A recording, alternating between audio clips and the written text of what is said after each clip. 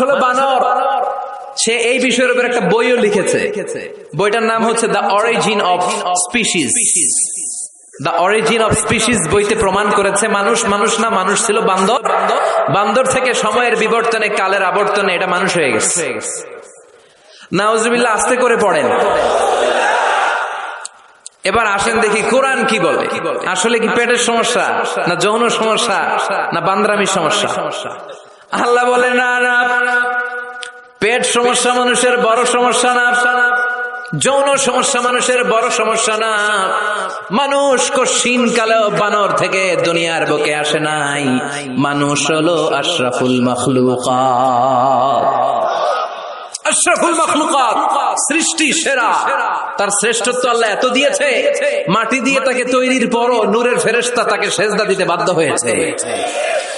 তুমি মাটির আদমকে প্রথম সৃষ্টি করিয়া ঘোষণা করিয়া দিলে শ্রেষ্ঠ বলিয়া, তাই তো নূরের ফেরেশতা করে আদমকে সেজদা। পড়েন, তাই তো নূরের ফেরেশতা করে আদমকে সেজদা।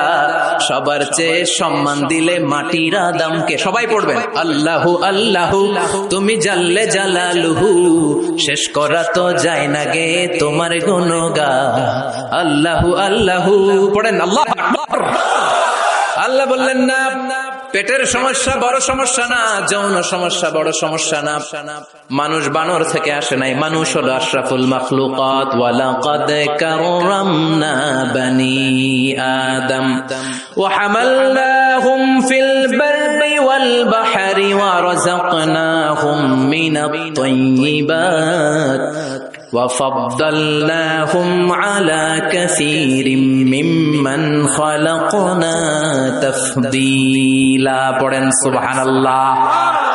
আমি মানুষকে অনেক সম্মান দিয়েছি, জলে স্থলে বিচরণের সুযোগ করে দিয়েছি, পবিত্র খাবার তার জন্য রিজিক হিসেবে দিয়েছি, আর মানুষকে সব সৃষ্টির মধ্য থেকে শ্রেষ্ঠত্ব দিয়েছি। কার কথা?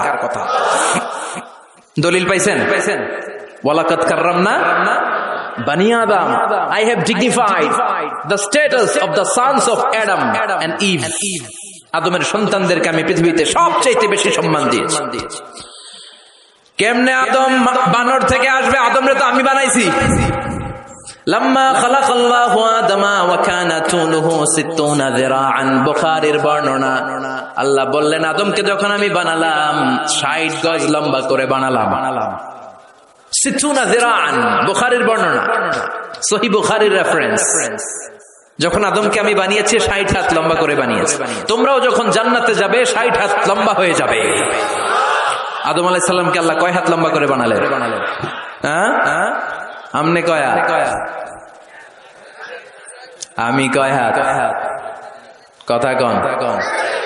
ফেরাউন কয় হাত? এবার খাইছে ধরা। হ্যাঁ, ফেরাউনের ব্যাপারে অনেক মিথোলজি আছে দেশে, যে অনেক লম্বা। এক বক্তার ওয়াজেও শুনছি যে আমার পাগড়ি দিয়ে আমি মাইপ পাইছি 60 হাত লম্বা।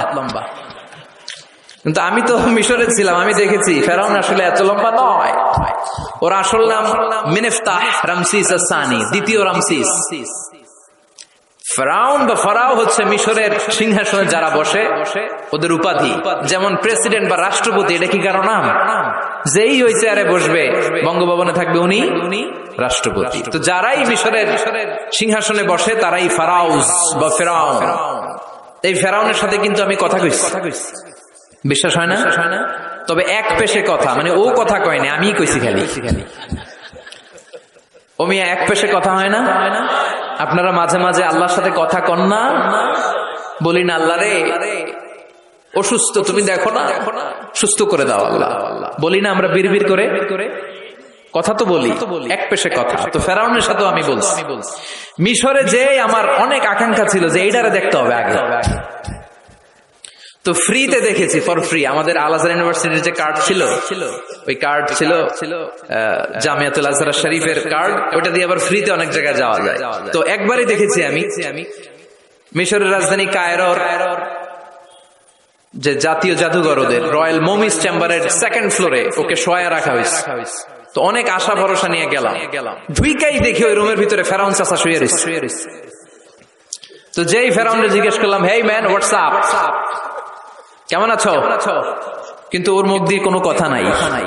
অনেক কিছু জিজ্ঞেস করলাম যে তুই এত বড় কলিজা হইলো কেমনে, তুই আমার নবী মুসারে ধমক দিলি কি করে? আল্লাহর পয়গম্বরকে তুই ধমক দিয়েছিস, তোর এত বড় বকের পাটা কেটে অনেক কথা বললাম, কিন্তু আজকে ওর কোনো আওয়াজ নাই। আমিও পাইছি সুযোগ, আমার করার সুযোগ নাই। ইচ্ছা মতো দোলাই করলাম ফেরাউন রে। আল্লাহু আকবার। ওর ধমকিতে নাকি মিশরের জমিন কাঁপতো, কিন্তু আজকে ওরা শুটকি বানায় রাখছে কে? এজন্য ওর মতো গাদ্দারে যদি এখনো কেউ করে, ওর থেকে শিক্ষা নেওয়ার দরকার আছে না নাই?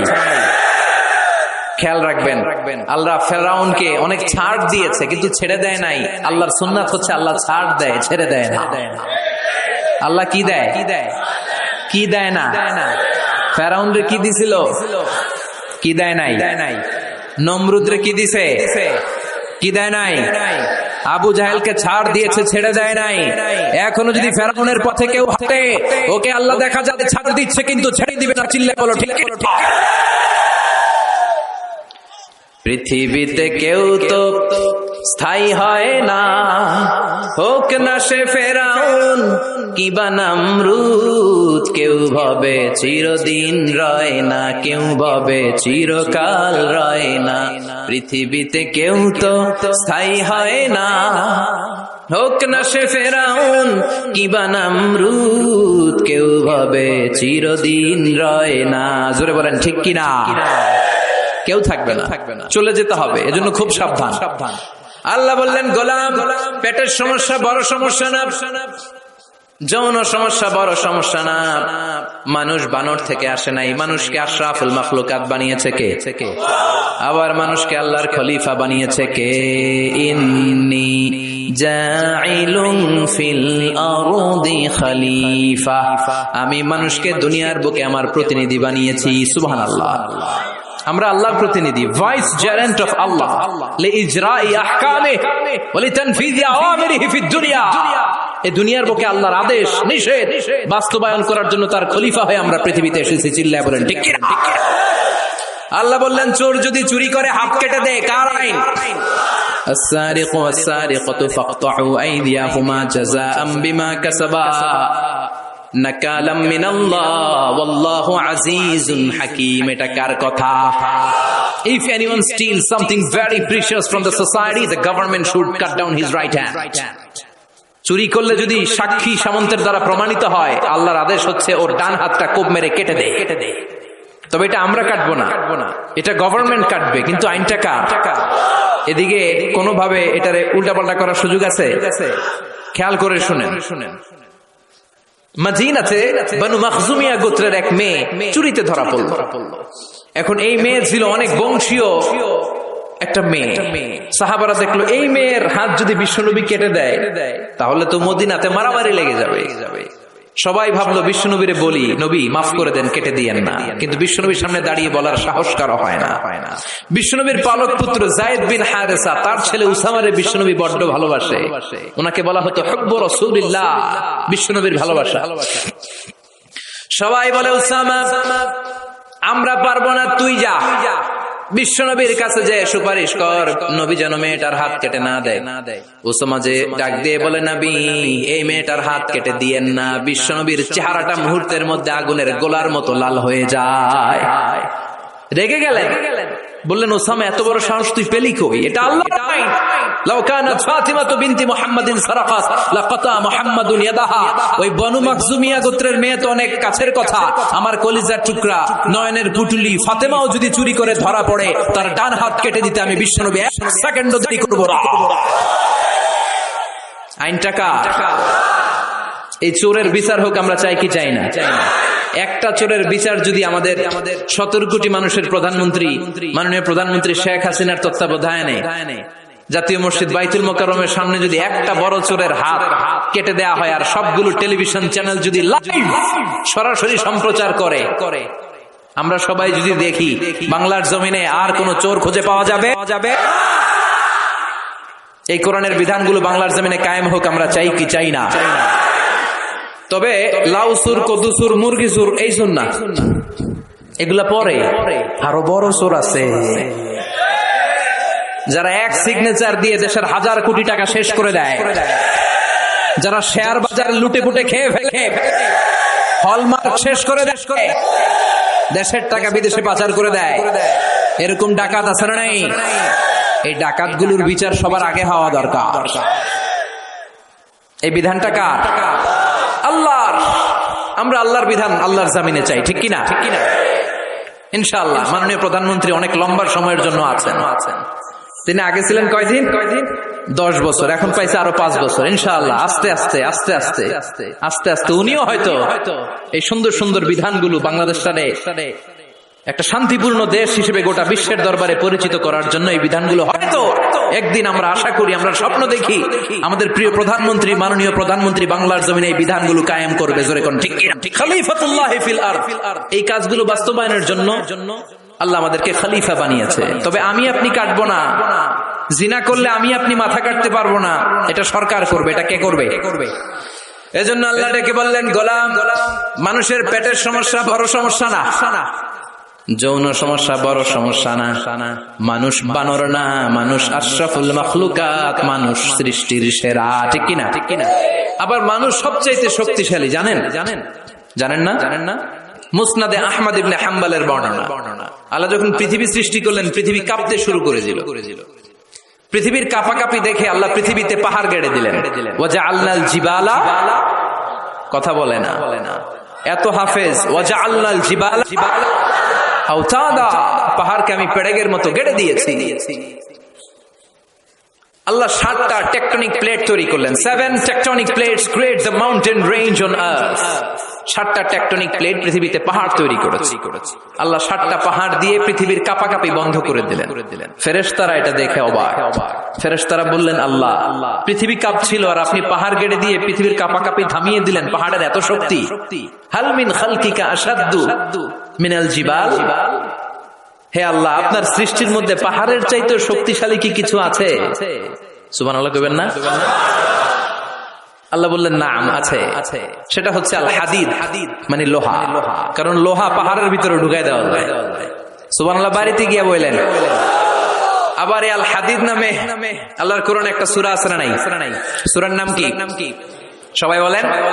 ওয়া আনজালনাল হাদিদা ফীহি বা'সুন শাদীদ।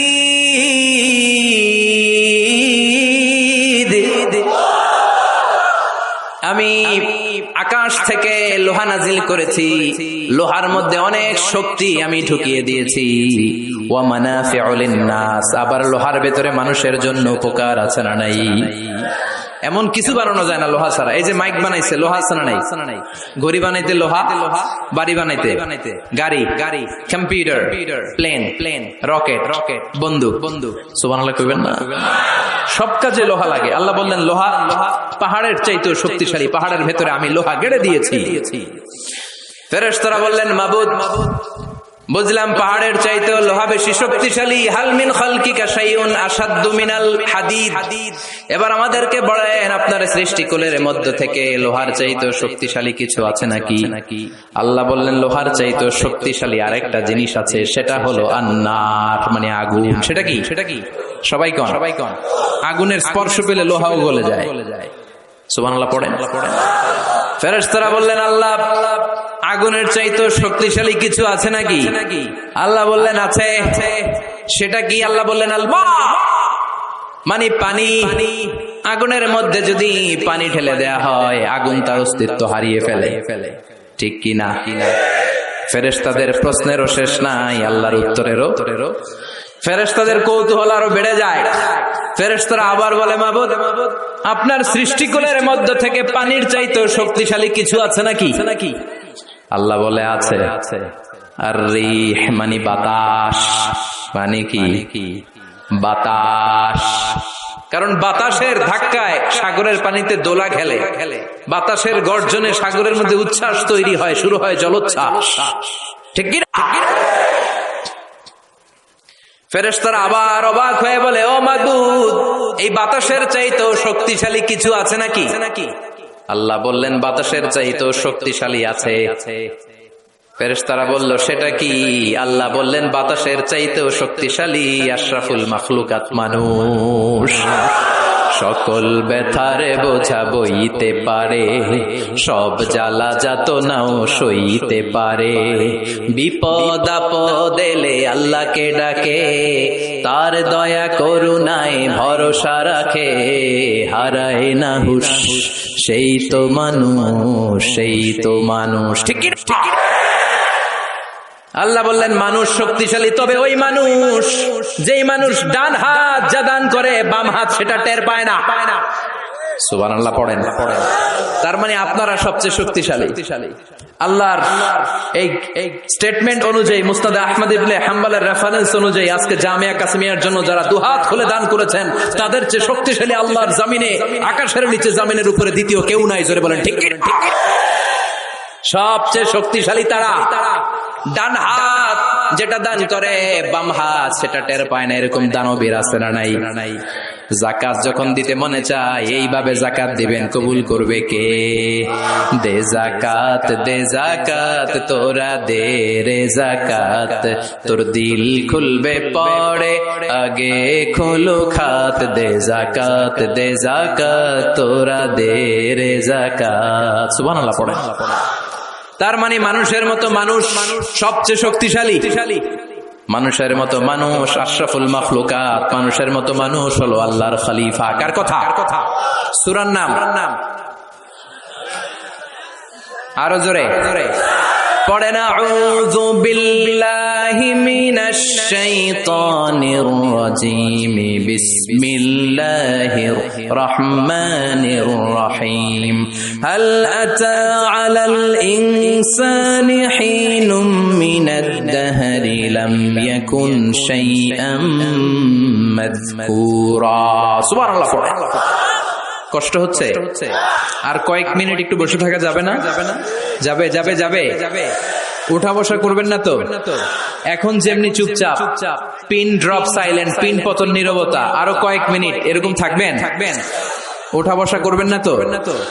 যেহেতু জাফরি হুজুর বলেছে আমরা সব সময় দোয়া করি না, হাত তুলে এভাবে মুনাজাত অফিসিয়ালি করি না, কিন্তু 3 দিন ব্যাপী যেহেতু সমাবেশ, হুজুরের নেতৃত্বে আমরা সংক্ষিপ্ত একটা দোয়া করে একসাথে বরকত নিয়ে বিদায় নিব ইনশাআল্লাহ। পড়ে হুজুরের হাতে দোয়া না নিয়ে কে কে চলে যাবেন একটু হাত তুলে দেখা, দোয়াতে শরীক না হয়। আগে ওই আল্লাহর ওলিদেরকে একটু চিনে রাখি।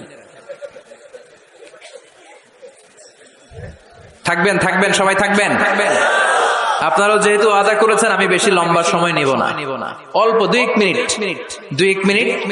কথা বলে 2 মিনিট কথা বলে। ঠিক আছে ইনশাআল্লাহ। তবে ওয়াদা যেহেতু করেছেন ওঠা বসা করা যাবে। তাকবীর পড়েন, লিল্লাহি তাকবীর। আল্লাহ বললেন হাল আতা আলাল ইনসানি হিনুম মিনাদ দাহর লাম ইয়াকুন শাইআম মাযকুরা। প্রতিটা মানুষের জীবনে এমন একটা সময় এসেছিল তখন উল্লেখ করার মতো সে কিছুই ছিল না। কার কথা? প্রতিটা মানুষের জীবনে একটা সময় এসেছিল উল্লেখ করার মতো সে কিছুই ছিল না। এই যে হাল দিয়ে আল্লাহ শুরু করেছেন, এই ইস্তেফহামটাকে বলে ইস্তেফহাম তাকরীরি। এখানে হাল বিমানা কদ, হাল আতা ইয়ানি কদ আতা আলাল ইনসান হিনুম মিনাদ দাহর ওয়া কদ লিতাহকিক। কদ আসে সুনিশ্চিত একটা ভাব দেখানোর জন্য। সুবহানাল্লাহ পড়ো।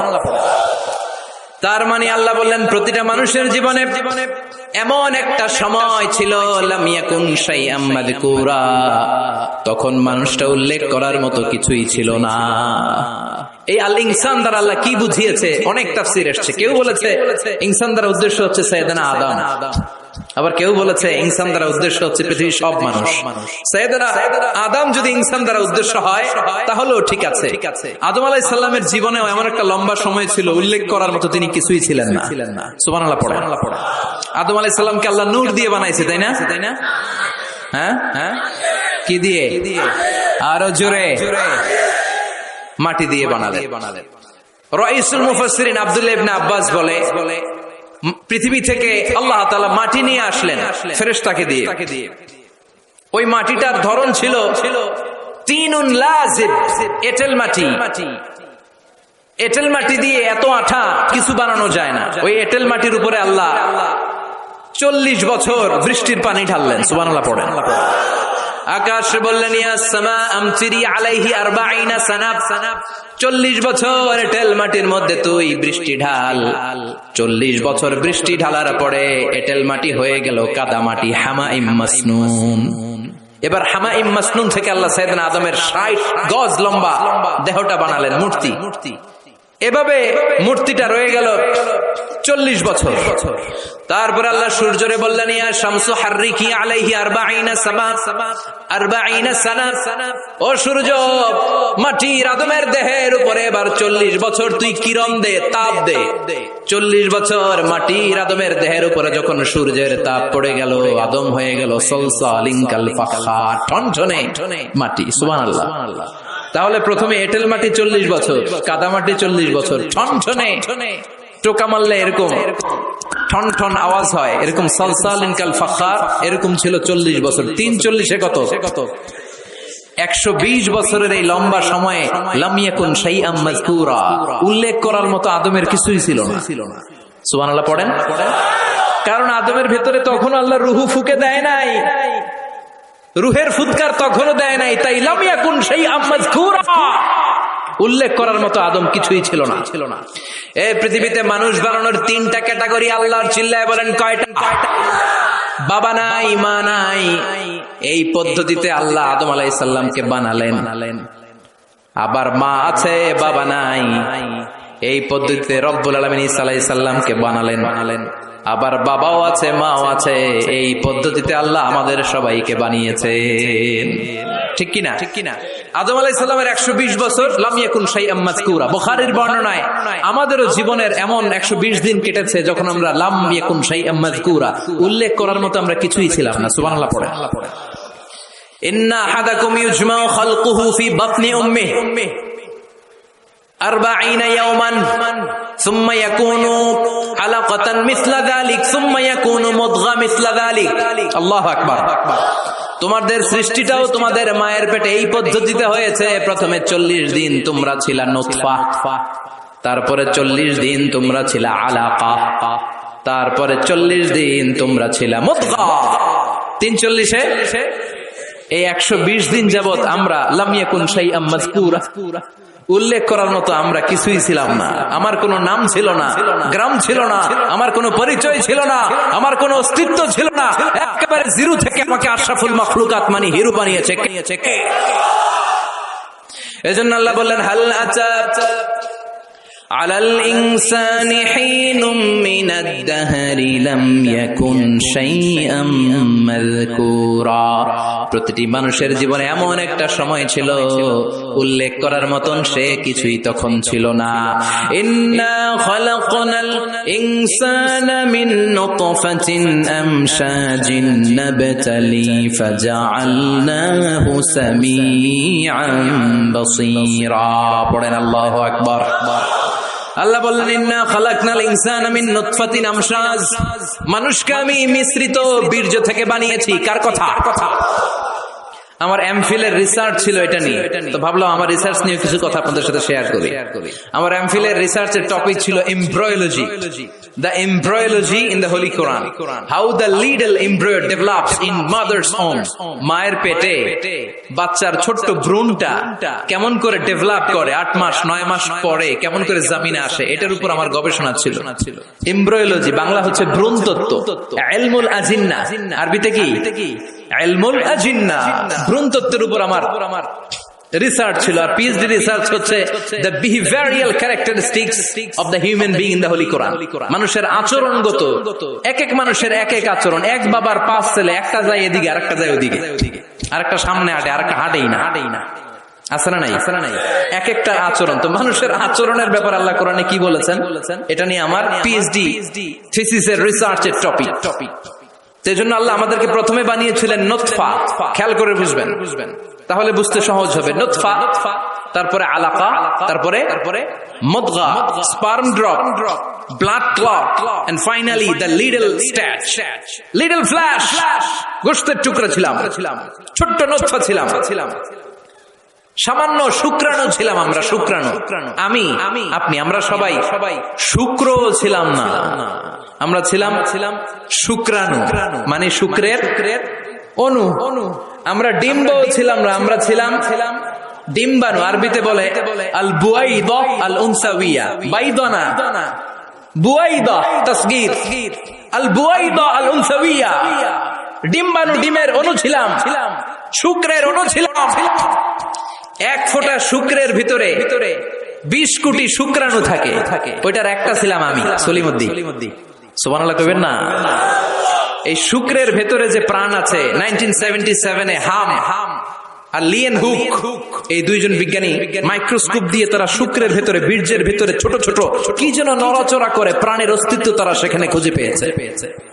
এরপরে sir William case more, the developing human being, উনি একজন অ্যানাটমিস্ট, হিউম্যান বডি অ্যানাটমি নিয়ে গবেষণা করে। তিনি আরো ডেভেলপ রিসার্চ আবিষ্কার করেছেন মানুষের বড় হওয়ার উপরে। পড়েন সুবহানাল্লাহ। এজন্য আল্লাহ বলেন তুমি খুবই ক্ষুদ্র ছিলা, বাবার পিঠ থেকে মায়ের পেটের ভেতরে তোমারে ঢুকাইয়া দিয়েছে কে? ফালইয়ানযুরিল ইনসানু মিম্মা খুলিকা, খুলিকা মিম্মা দাফিক ইয়াখরুজু মিন বাইনিস সুলবি ওয়াত তারাইব। বাবার পৃষ্ঠদেশ থেকে, মায়ের গর্ভদেশে সবেগে সামান্য একটা নাপাক পানি থেকে তোরে এত বড় করলো কে? তোরে হিরো থেকে জিরো বানালো কে? আমাদের কোনো নাম ছিল না, আমার কোনো গ্রাম ছিল না। কত ক্ষুদ্র ছিলাম আমি, কত তুচ্ছ ছিলাম আমি, কত নগণ্য ছিলাম আমি। আমাদের সৃষ্টি প্রক্রিয়ার দিকে আমাদেরকে নজর করতে দিয়ে আল্লাহ বুঝাতে চাইলেন অহংকার করিস না। অহংকার করার মতো কিচ্ছু তোর মাঝে নাই, চিৎকার করে বলতে হবে ঠিক কি না? স্পার্ম ড্রপ, ওভাম, দুইটা মিলে তৈরি হলো জাইগোট, ভ্রূণ কোষ। সেখান থেকে ডেভেলপ করে তৈরি হলো এমব্রয়ো, মানে ভ্রূণ। এটা ছিল ব্যাঙ্গাচির মতো যোগ। বর্ষাকালে ব্যাঙ্গের পোনা দৌড়ায়, ছোট বাচ্চারা কুড়ায় নিয়ে আসে ঘরে মাছের পোনা মনে করে। আছে না নাই? এই ঠিক এরকম ছিলাম আপনি আর আমি। এটার উপর আবার অনেক গবেষণা। ব্যাঙ্গের বাচ্চার মতো ছিলাম, জোকের মতো মায়ের জরায়ুর দেয়ালে লেগেছিলাম। এমব্রয়ো থেকে আমরা হলাম ফেইটাস, যেটাকে আরবিতে বলে মুদগা, গোশতের টুকরা। এরপরে আল্লাহ এই ফেইটাসকে ডেভেলপ স্টেজে নিতে শুরু করলেন। এই ফেইটাসের ভিতরে আল্লাহ আমার স্কেলিটন দিলেন, মানে কঙ্কাল ঢুকায় দিলেন। আমার স্কাল দিলেন, মাথার খুলি দিলেন। আমার পিঠে একটা স্পাইনাল কর্ড দিলেন, শির দাঁড়া। এরপরে আমার হার্টের দুটা পার্টিশন করলেন। এরপরে রুহের ফুৎকার দিলেন। এরপরে শুরু হইলো আমার ধপ ধপ ধপ ধপ ধপ ধপ। সুবহানাল্লাহ পড়ে। লাঞ্চের কাজ শুরু হলো। লাঞ্চের কাজ, ফুসফুসের কাজ, দম নেয়া, দম সারা। 1 মিনিট যদি দম বন্ধ থাকে আপনার অবস্থা কি? খালি শেষ নাকি ঠুস? হায় রে মানুষ রঙিন ফানুষ, দম ফুরাইলে তবু তো ভাই কারোরই নাই একটুখানি। হায় রে মানুষ রঙিন ফানুষ, রঙিন ফানুষ, হায় রে মানুষ। আল্লাহ বললেন ফাকাসাউনাল ইযামা লাহমা, স্কেলিটন কঙ্কাল গোশত দিয়ে আমি প্যাকেট পড়ালাম। সেখানে তোর হার্ট দিলাম, লাঞ্চ দিলাম, সেখানে তোর গল ব্লাডার দিলাম, কিডনি দিলাম, ইন্টেস্টাইন দিলাম। ফি যুলুমাতিন সালাস, 3টা অন্ধকার প্রকোষ্ঠের ভিতরে আমি তোকে ইন্টেনসিভ গার্ড দিয়ে রেখেছি। ফি কারানিন মাকিন, ওই 9টা মাস তোর মায়ের পেটের ভিতরে তোর যে খাবার, অক্সিজেন, পানি গিয়েছে, পৃথিবীর কোন কবিরাজের কবিরাজি কাজে লাগে নাই। জোরে বলেন ঠিক কি না? এজন্য আল্লাহ বললেন ইন্না খালাকনাল ইনসানা মিন নুতফাতিন আমশাজিন নাবতালি ফাজআলনাহু সামিআন বাসীরা। এই ছোট্ট বীর্যের ফোঁটা থেকে এত বিশাল মানুষ করে তোরে বানালো কে? এরপরে নাবতালিহি, দুনিয়ায় আসার পরে তোর পরীক্ষা শুরু হয়ে যায়। আল্লাযী খালাকাল মাউতা ওয়াল হায়াতা লিয়াবলুয়াকুম আইয়ুকুম আহসানু আমালা। আল্লাহ জীবন মৃত্যুর এই খেলা খেলছেন আমাদের কার আমল ভালো কার আমল খারাপ এইটা পরীক্ষা করার জন্য। দুনিয়াতে আমাদের পরীক্ষার দরকার আছে না নাই? প্রতিনিয়তই পরীক্ষা। এই যে মাহফিল করতেছে এটাও পরীক্ষা। এখন আমরা পরীক্ষার হলে আছি। আমাদের পুরো জীবনটা একটা বিশাল পরীক্ষার হল। আল্লাহ দেখতে চাচ্ছেন আমার আমলটা কেমন, আমি কি ডানপন্থী না বামপন্থী, এটা দেখতে চায় কে? এরপরে আল্লাহ বললেন তোকে আমি বানালাম ফাজআলনাহু সামিআন বাসীরা, তোকে আমি কান দিলাম দেখার জন্য, তোকে আমি দুইটা চোখ দিলাম। এজন্য চোখ পাওয়ার পরে চোখের নেয়ামতের শুকরিয়া করব কার? কান দিয়ে কোরআন তেলাওয়াত শোনার দরকার আছে না নাই? নাকি হিন্দি গান শুনবেন? তুঝে দেখা তুহে জানা সানাম শুনবেন? কান দিয়ে কি শুনবেন? কথা কন। যেন কানে শুনি সদা তোমার কালাম, হে খোদা চোখে যেন দেখি শুধু কোরআনের আয়াত। শোনো আমার মুনাজাত, শোনো শোনো ইয়া ইলাহি আমার মুনাজাত, শোনো আমার মুনাজাত। পড়েন আমিন। এই কানটা দিছে কে? কোরআনের যত জায়গায় সাম বাসর আগে আল্লাহ এনেছেন কোনটা? ওয়াল্লাযী আনশাআকুম ওয়া জাআলা লাকুমুস সামআ ওয়াল আবসার ইন্নাস সামআ ওয়াল বাসারা ওয়াল ফুআদা কুল্লু উলাইকা কানা মাসউলা। সাম বাসর আগে এনেছে কোনটা? সাম মানে কান। এই শ্রবণ শক্তি আমাদের আগে অর্জিত হয়। মায়ের পেটের ভেতরে যখন ছিলাম